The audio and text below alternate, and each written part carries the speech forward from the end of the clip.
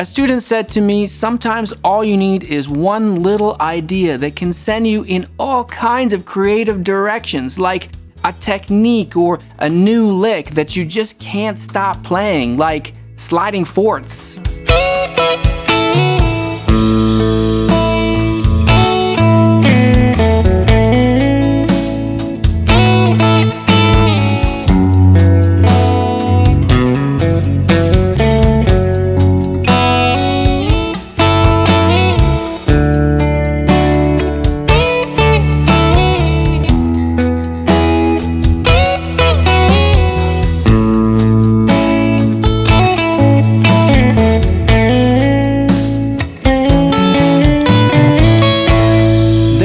Ways of thinking of these fourths, but the easiest way is just to relate it back to a landmark, because in reality, when we're improvising, that's the fastest way. So if you think of this A major bar chord right here, you can just memorize that whenever you have this major bar chord, you have this sliding fourth lick.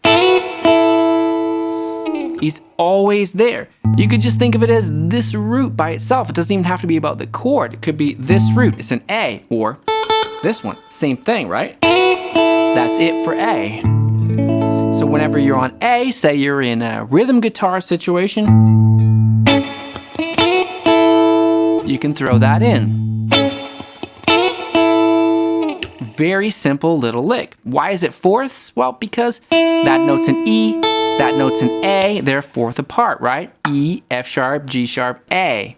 That's a fourth. Doesn't really matter though, right? When we have the landmark, we know where it is. And we can relate it then, or connect it to a major pentatonic scale, because we are in major right now, right? This is for a major chord. So if we connect it to major pentatonic, we know that major pentatonic here is extension shape. Just that little box. So now we have the chord, pentatonic, and the fourth lick. This slide there, it kind of resolves to A, right? Because we see those two notes are in the A chord.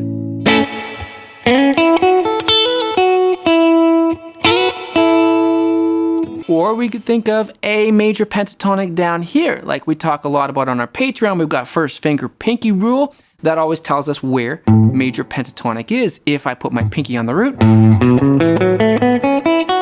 I have easy shape, and that's always good news because we love easy shape. So whenever I have easy shape, I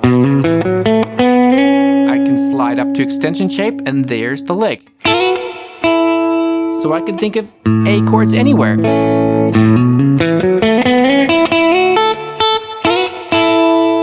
Using landmarks is the fastest way. Now, here's something really cool about these fourths licks, is that we can find them. Well, we can actually find them in many different places, but the two most common ones are really cool. Let's go up to this A. This is an A, 12th fret of the A string. Of course it's an A, right? Would be an A major bar chord. That would be a standard A major bar chord. It's a little hard to play way up there, but definitely doable. Now watch this. If we use this as a landmark instead, we have a fourth lick there as well that works for A. So have a listen. It's a little different because the notes are different. This is B and E, right? This was E and A. This is B and E, but it's still a fourth apart. B, C sharp, D, E.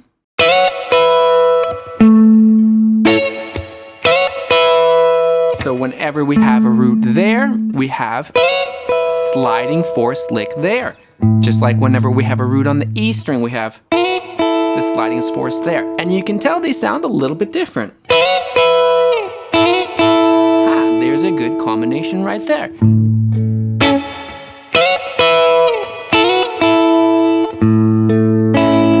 That's just another kind of A chord there. So we can connect them in that way. Or we can just find them. Let's say I'm playing, I don't know, let's say I'm playing A major pentatonic up here. I just think of the landmark and I see the lick. So here I'm in shape 4 major pentatonic. There's the note, there's my landmark, right? Because this note's an E, it's not the root, but I can use this as a landmark even though I might not be playing that note at that moment. I just use it to find the lick. Sounds very good. Combine them. A. That's really good in a solo. That's really good even in rhythm guitar. Maybe something kind of soulful would be really good. But let's change chords because it works. It doesn't matter where the chord is, or as long as it's a major chord, this is going to work. So what's the 4 chord in the key of A? It's D. And there's a standard D major bar chord, and therefore the rule still applies. Whenever I have this standard major bar chord, I have that lick, the 4th slide lick. It's right there. There's the root, there's the lick. So if I'm on A,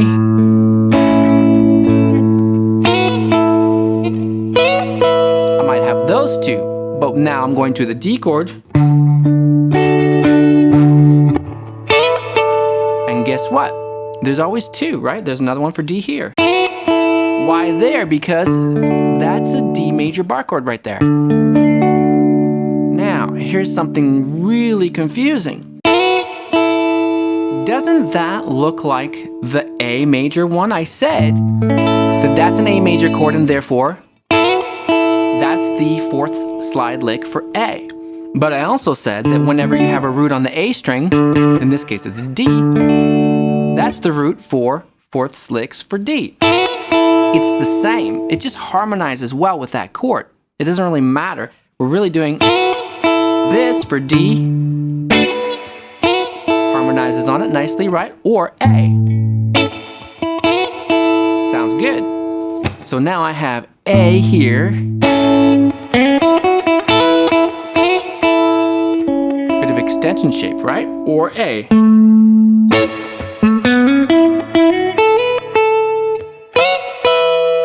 Or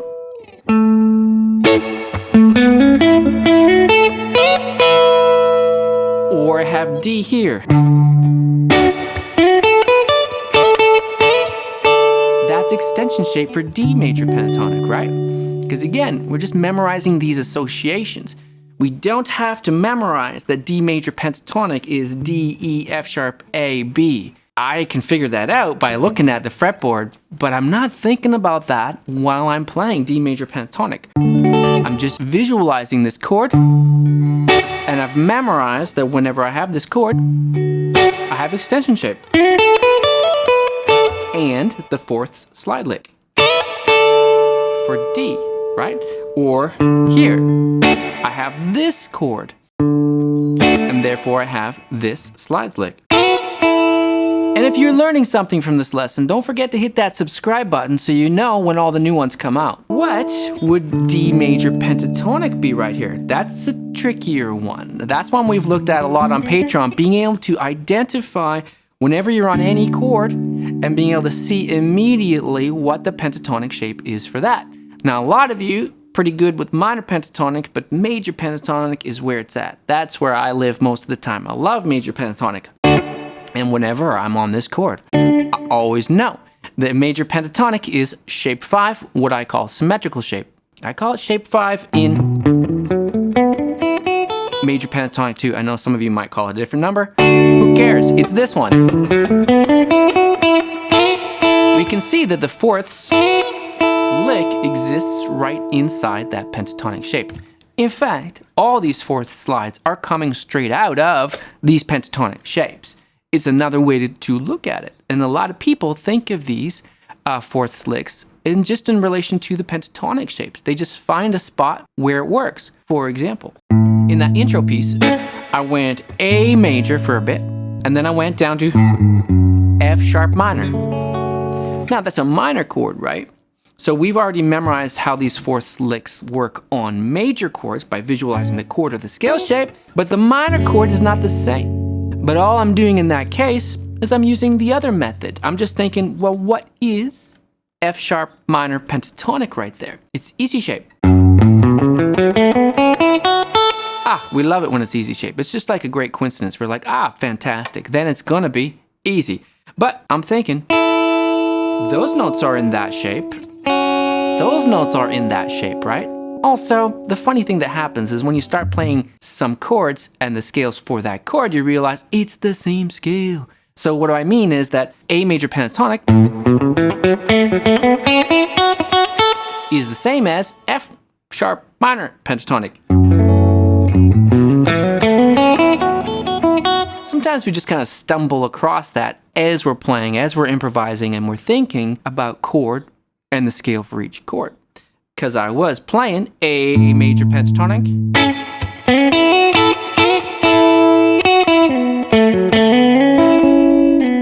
right? This is easy shape A major pentatonic, but it's also F sharp minor pentatonic easy shape. They're the same. But it's nice to remember that the roots are in different places, right? The roots now, for when I'm on this chord, the most significant notes are these F sharps. That's gonna help to make what we play, what we improvise, to sound more connected to the chords. But if that all sounds more complex than what you're used to, don't worry about that yet, just memorize the idea of these fourth slides and thinking of them as also just being a part of the pentatonic. That literally is the pentatonic scale there. And that's what I think my student meant when they said sometimes you just need one little idea and it sends you into all these really interesting creative directions. And it depends on your current level. So for some of you, you might be just still memorizing your pentatonic shapes, and that's fine. Now you can see that between easy shape and extension shape. Some of you might be at a more advanced level and you might be soloing over different chords, like I love to do when I have an A major. I think A major pentatonic.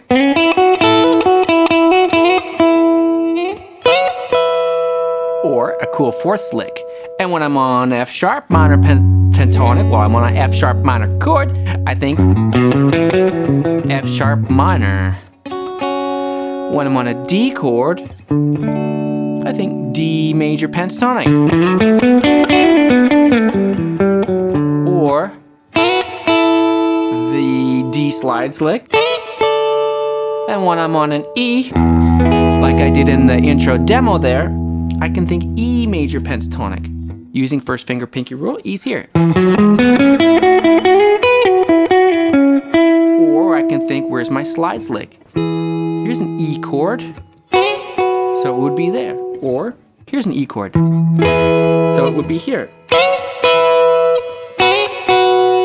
Let me see, I'll improvise one based on that chord progression. Let's see, you're gonna get this raw. This is gonna be A, F sharp minor, D, E, and back to A, okay? So A.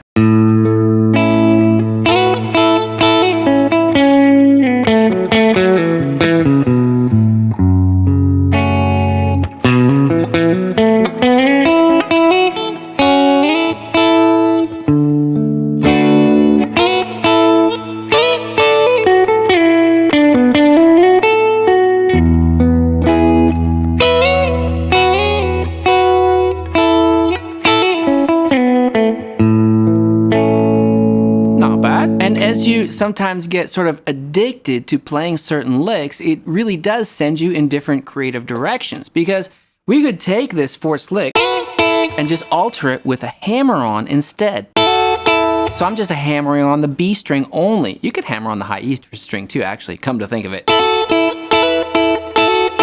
That's a lick that Al Anderson plays a lot. He played with Bob Marley. If you listen to No Woman, No Cry, that solo is a great solo. He does that a lot. It's similar, right? This one's a little more subtle. So we could do that. Find it in exactly the same way. There's the A chord, so there's the lick. Here's a D chord, so here. And it works the same, right? So D chord here, root on A string. A chord here, root on A string. That's a cool lick, and so whenever you're in extension shape, you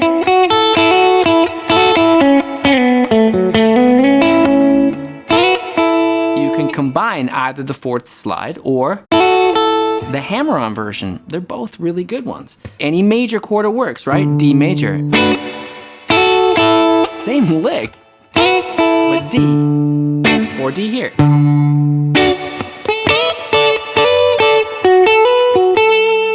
Okay, let me try to improvise something using some more of those.